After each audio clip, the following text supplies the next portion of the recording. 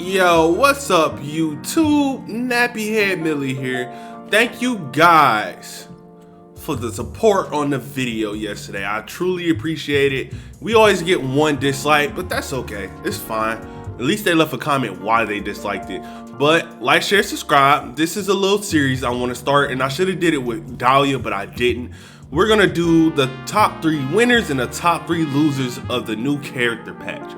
Now, as we know, probably tomorrow, even later on today, we should be seeing Sigrid drop in the game. So with that being said, we're gonna see a couple of winners and losers with this character, as well as some character changes.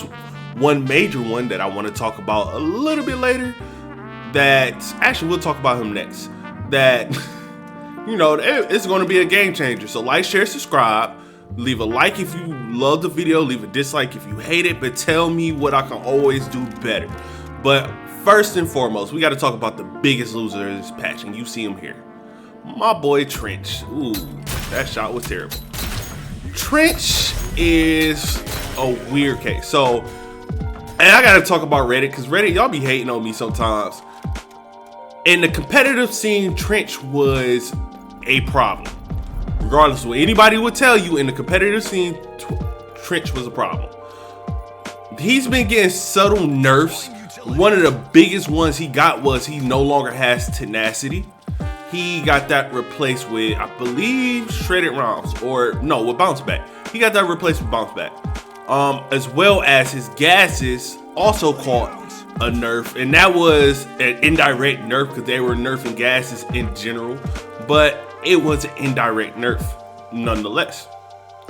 Now, with Sigrid coming out, barbed wires are basically useless. So, if you guys don't know, Sigrid's passive is that she can crouch, she has faster speed, so she's moving way faster than this, and she's immune to slowing effects. So she took what Anvil had, what they took out of Anvil, and they put them on her. So that's a huge nerf to Gl1tch. That's borderline making Gl1tch useless when this character's out. You know, now I know what a lot of people are going to say. Not one character can, you know, destroy a character, and while that is true, her Simtex ain't really going to be used in a dueling sense. Her Simtex 9 times out of 10 are either going to be used to destroy his bot wires just to get him out the way, or in a secondary case, get rid of a fight. You know, get a Simtex, get people out the fight. Now, do I think Gl1tch will still be viable? I think he's going to go from, and at least in the competitive and demolition scene, being a, you know, a must-have pick to, if Sigrid, I'm gonna say Sigrid, if Sigrid is not in the game, if somebody's not playing the Sigrid, then yeah, you definitely can go Gl1tch. The moment somebody goes Sigrid, it's gonna be a bad field day for you. It's not gonna be good, because Sigrid is just gonna go through the barbed wire, take care of it, because most of the time, focus fire will be on her and her ballistic shield. At least this is what I'm thinking. Theory crafting, people, we got a theory craft. Most people are going to focus fire on her ballistic shield. She's going to absorb most of the damage. By then, your team will be able to get most of the barbed wire out the way, and then they'll be able to join the fight. You done used up everything you need to use on Sigrid. Now, the enemy team goes and use everything they need to use on you and your team. It's probably a lost fight. Now, that's what I'm assuming, but regardless, this is my biggest loser of this patch. Alright guys, so as y'all see the mama out, as y'all see the grenades, y'all know who's the biggest winner. Dima. A lot of people are looking at this video right now. How's Dima a winner? Dima got 2 big things going for him right now. The first being Sigrid. I feel like Dima will be one of the champs that can deal with Sigrid easily, just because of his grenade launcher. I really think that's going to be an easy way, because it works twofold. She can't, I don't know if she can roll out of it, but either A, she's going to take significant damage to her shield, therefore you can shoot it out as quickly as possible, or you can throw another grenade and get rid of it, or B, it goes to her flank where, yet again, that's going to be her most vulnerable. Like I said in yesterday's video, check it out if you didn't. That's where she'll be at her most vulnerable. and she's going to take significant damage. Now, a lot of people I know are going to say, well, you still got tenacity. Yeah, that's fine, but you don't want to eat a Dima ult into a grenade. So I'm pretty sure most Dimas, at least I do it, I'll cock a grenade, and then I'll Dima ult after I'll Dima ult, then I'll cock a grenade to make sure you're finished off. And speaking of grenades, if you guys didn't hear, today Dima got a huge buff to his passive.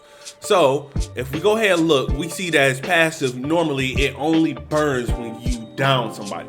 That was kind of a very weak passive. Now, however, if I hit you with a grenade or my grenade launcher, or any grenades I pick up, you are now burned. So if I hit you, I don't have to kill you, I don't have to down you, I just need to hit an explosive on you, you are marked. This allows for Dima to be more, not only a breacher, but more intel, because now I can see how many people I just hit, how many people are low, and we can see exactly where they're at. So yet again, against Sigrid, she thinks she's going to get away, she gets marked. Now people that are flanking know where she's at. You know, this is great information. Anybody that knows this game know information and intel is the greatest thing you can have in this game. And it's going to be beautiful. It's going to be beautiful in demolition and in rank play and in competitions to see Dima come back, because I really think those two things alone are going to bring Dima back into the game. To include the buff to the Mamba is really nice. The Mamba feels nice now. It doesn't feel like it's situational. It feels like you could select this over the AK and still do very well. So this is my biggest winner of the patch. Now, a character that I really love, and it's twofold. I believe both characters in this class, and as you see, is Fixer. I believe both characters in this class are catching a nerf. And as I go down this tier, I should have said this at first. As I go down this tier, they're less of a loser, but he's still a loser. Okay, so what makes Fixer a loser? Fixer problem is going to be that Sigrid's shield is a shield. That's simply it.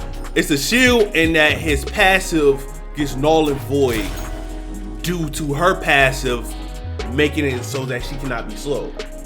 So it's a loss. It's a loss, but it's not that big of a loss. Here's the thing. With Fixer, it's more skill dependent. So the skill comes in, can I snipe her before she puts her shield up? Or can I take out everybody else before I need to get to her? That's going to be the thing with Fixer. Can I do A, B, or C? Oh, I missed some shots, terrible. Can I do A, B, or C before she gets her shield up? Because doing this, let me see if I can do it at the fastest rate. Let me off this person real quick. Boom. Oh God. But yeah, doing body shots, depending on how fast Sigrid, I keep calling her Sigrid, I don't know why, Sigrid, depending on how fast she can deploy her shield is going to dictate how fast Fixer can kill her for body shots. Now, like I said before, Fixer is less punishing than compared to Phantom. Therefore, it makes him a better pick than Phantom because it's less cause for punishments if you miss a headshot. You can hit 2 body shots and get a kill. Sigrid, I don't think you'll be able to do that. I believe her shield is probably going to come out fast enough where if the first body shot come out, she can shield before the second one does. And even then, she's not slow. She can get away. So, in my opinion, this is it's not a major nerf, but it's a good portion of a nerf, and I have to put Fixer down as a loser for this patch. Now, Lancer mains rejoice. Lancer mains rejoice. You have a new character to flank. I feel like Lancer has definitely got a small indirect buff with Sigrid being in the game. It's not major, like I said. It's still going to be very skill dependent and dependent on her waiting for the chaos of the team. But I do feel as though Lancer definitely just got a small minor buff. So, like I said in my video, I feel like Sigrid weakness will always be that somebody can flank around on her. I feel like Lancer is the best at flanking around on people. Obviously, she clicks this button, she runs, gotta go fast, whatever you want to call it, and she goes fast. So I don't see Lancer getting stopped by Sigrid. Now, depending on how fast Sigrid can turn with her shield, that could change and it could make her a little bit of a loser. But being able to get around, to wait for her shield to go up and say, okay, let me Simtex you and your whole team. You can't stop that. Or, yeah, even using the Simtex just to throw on her shield because our team is right next to her.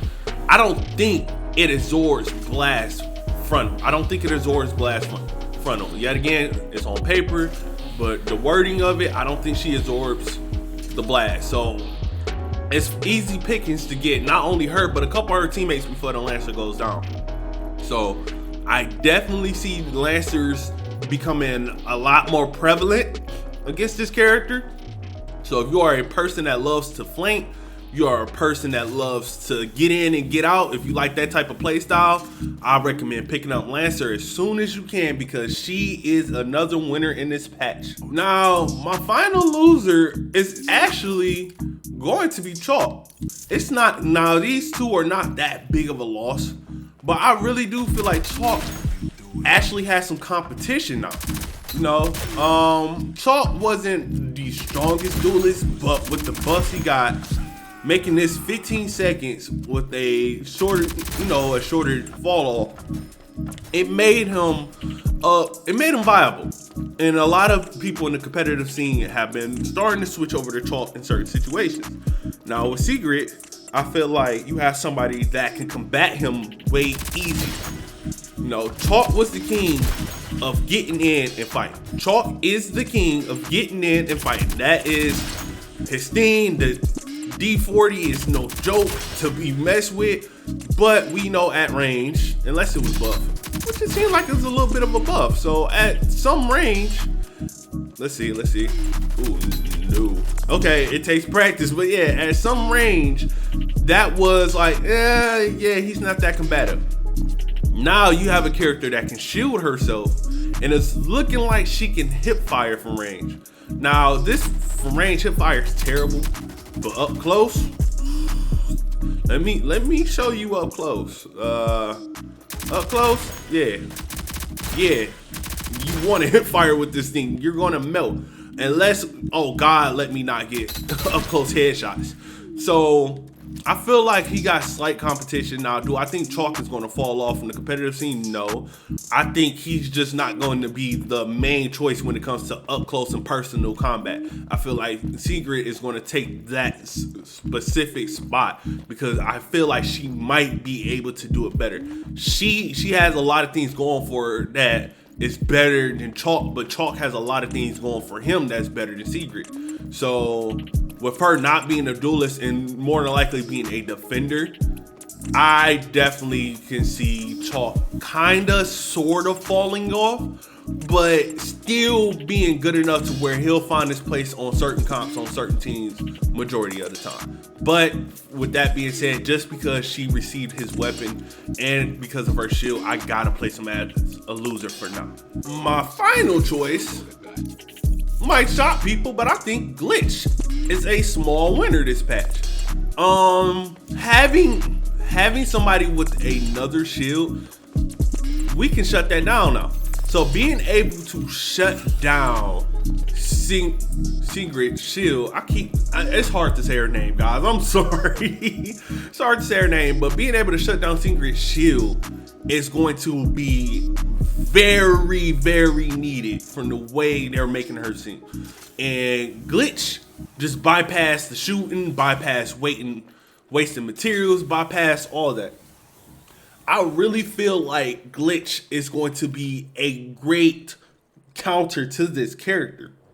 The problem is, and this is why I can't make him the biggest winner, because if he could have his hack twice in a match,